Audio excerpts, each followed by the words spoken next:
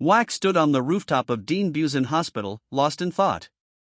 He reflected on how, in 1990, there were no towering high-rises like today. The scene before him felt like a flashback to that era, making him wonder if he might once again be targeted for murder. His mind churned with suspicion and anger. He fixated on his uncle, Chairman Suman, as the prime suspect. Wack believed it could only be him, perhaps even someone he had thought to be a loyal subordinate.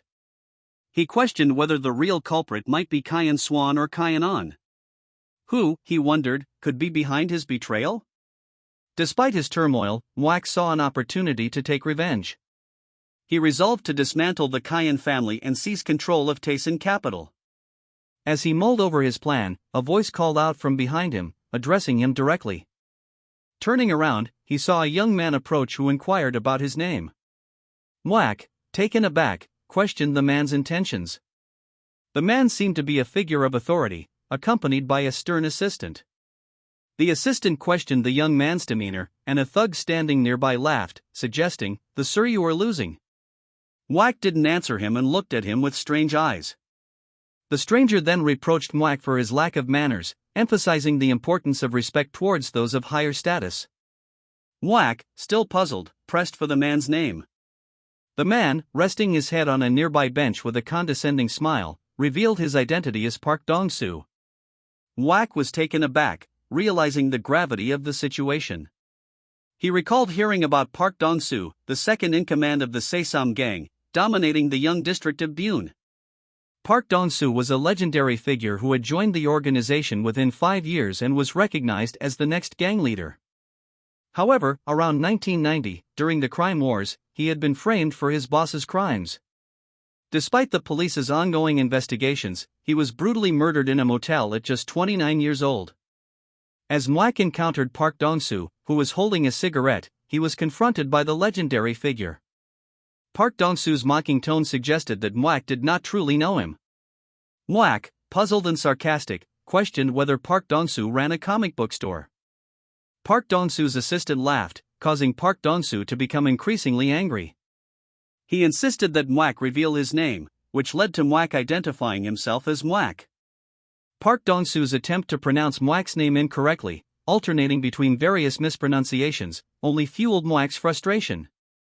Park Dong-soo continued his taunts, disparaging Wack and his situation. He asked, "Was that you, the rumored good kid from room 405? The hospital buzzed with rumors about you, about how you care for your grandma and did everything she needed."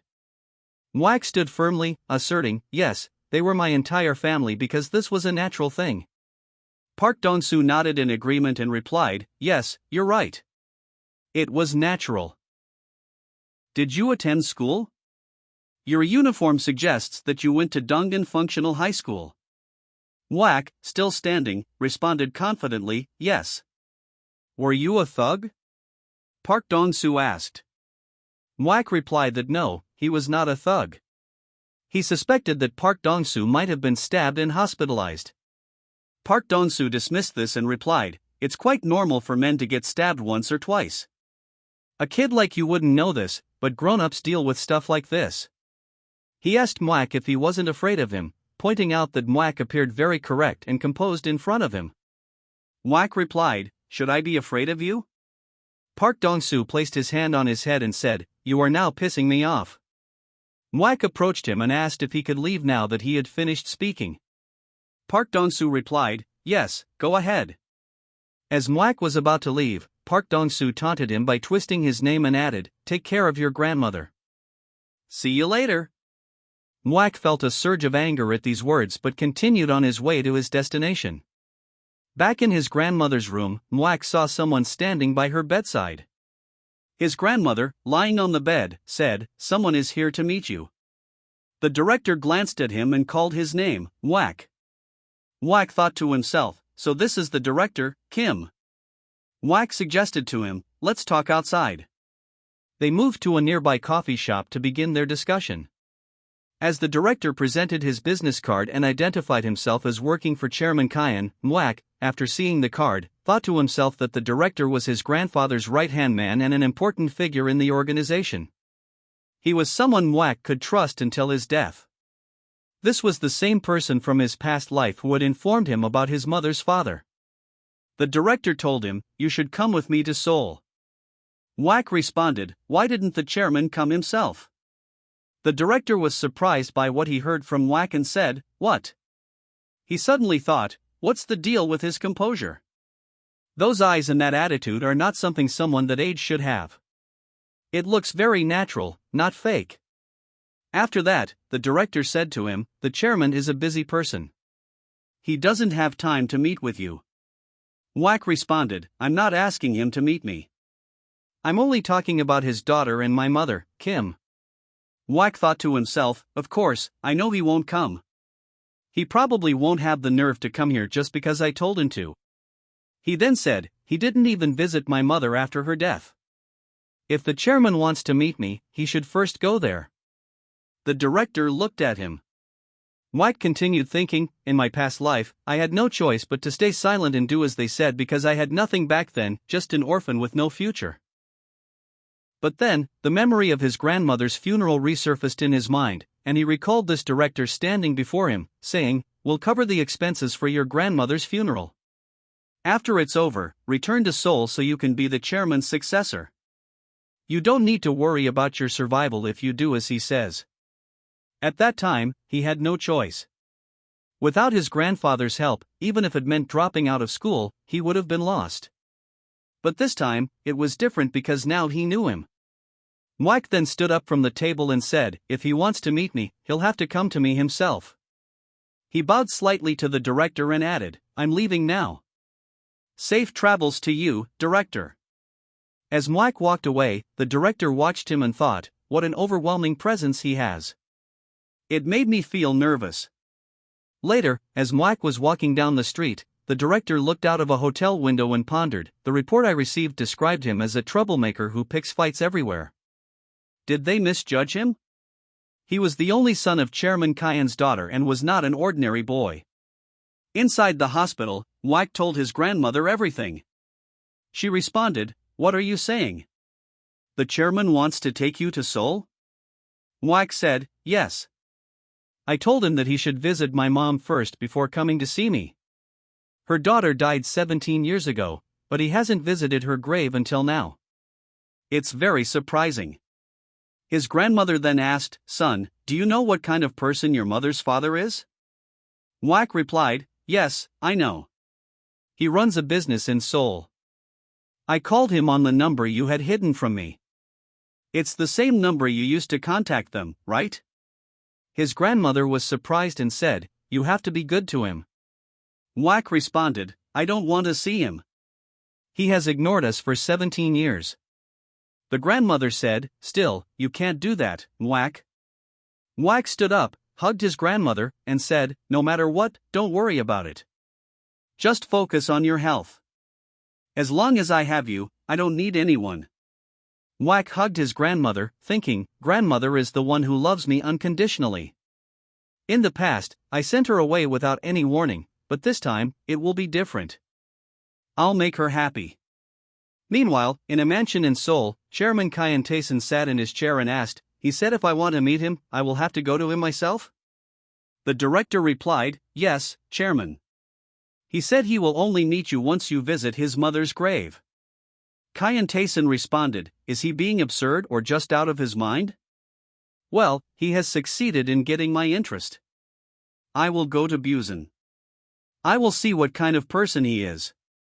If he can be used, I'll put him to good use, just like a pawn for my family." Whack entered the school and opened the door to the classroom. As he stepped in, his friend Mumu noticed him and greeted him warmly, "Hey, Whack. How's your grandmother?" Mumu asked, concern evident in his voice. "Thanks, Mumu. She's out of the hospital now," Whack replied, settling at a table and placing his bag on the desk. "I appreciate your concern," he added, showing his gratitude. Nosa suggested, "Since you just returned to school, why don't we skip class and head to the pool?" Whack shook his head, putting his books into his bag. "You were the one who said I was out of school for a while, and now you're suggesting we go to the pool? I think we should get ready for class." Meanwhile, his classmates, including Mumu and others, stared at him with surprise after seeing that he was serious about studying. "What happened to you, Mwak?" Mumu asked, puzzled. "It's still 1990. There are 9 more years before the world ends. What's going on with you?" Mwak said, "What's wrong with you?" Mwak reflected on his thoughts that studying was not important to him back in high school. He only started focusing on it after meeting his grandfather. His mind drifted to a memory of sitting in the drawing room with his grandfather, his head bowed in contemplation. His grandfather, who had been looking at him with an intensity that Mwak still remembered, once told him that his only goal from that day onward was to get into Korea University Law School. He likely did not have the slightest chance. His grandfather planned to use this as a measure to determine whether Mwak could become a worthy person or not. Grandpa also ensured him that he was not left hungry while under his roof, but failure would mark the end of the relationship between the Kayan family and him. Mwak had taken his grandfather's words to heart, realizing that this was the only way to survive and earn his grandfather's recognition. He attended Korea University Law School and studied tirelessly, motivated by the need to prove himself worthy of his grandfather's expectations. From that point on, he was used by the Kayan family mercilessly as a blood-related servant. Sitting in a classroom, he realized that this time, things would be different.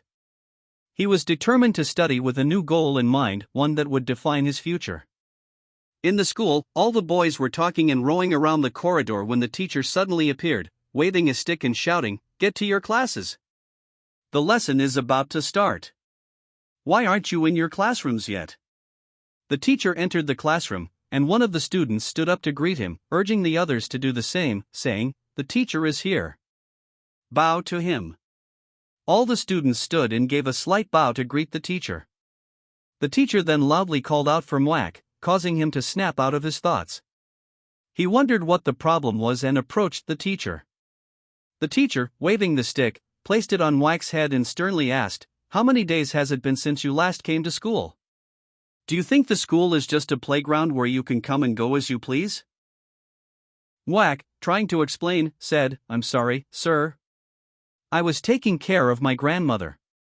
In response, the teacher slapped him hard across the face, yelling, "People like you cannot take care of your grandmothers. You must have gone somewhere to drink. How dare you speak like that? Now, sit down quickly." The teacher, still shouting as Mwak kneeled, began to think deeply about his situation and the reason behind the teacher's behavior. He recalled that his homeroom teacher during his freshman year had a notorious reputation, which was why he was given the nickname. Suddenly, the teacher slapped him again, asking, "How dare you look at me like that? Have you lost your mind?" Mwak realized that the teacher treated the students like animals. The teacher, with a threatening posture, ordered him again to get down. As Mwak lay there, he thought to himself that the teacher was barely over 30 years old at that time. Mwak also remembered another reason why the teacher treated him so harshly. The teacher had bluntly asked for a bribe from his grandmother when he first started teaching that year. His grandmother had almost given in, ready to hand over money, but Mwak stopped her from giving the hard-earned 10,000 won bills as a bribe. However, when Mwak refused to pay the bribe, the teacher saw it as an opportunity to torment him throughout his freshman year. All these thoughts and memories flooded Mwak's mind as he stood in the classroom, enduring the teacher's slaps. Meanwhile, the teacher continued to shout, ordering him to get down. Mwak quickly dropped to the ground, placing his hands and legs on the floor and raising his back. The teacher stood behind him, shouting, "Did you think I don't know about your actions? Boys like you grow up to become gangsters when they leave this place. Am I wrong?" Just as he was about to strike Mwak's back with a stick, someone entered the classroom, calling out, "Teacher Park." The teacher turned around to see the vice principal standing there. "What is it, vice principal?" the teacher asked. The vice principal replied, "There is a student in your class named Mwak." The teacher got confused. Outside the school, a large car pulled up, and the director got out. He opened the car door and called Mwak over to get inside. Mwak entered the car while students watched in amazement, climbing onto the school building's balconies and stepping out of their classrooms to see what was happening. Even the teacher who was about to hit Mwak stood there, stunned by the scene.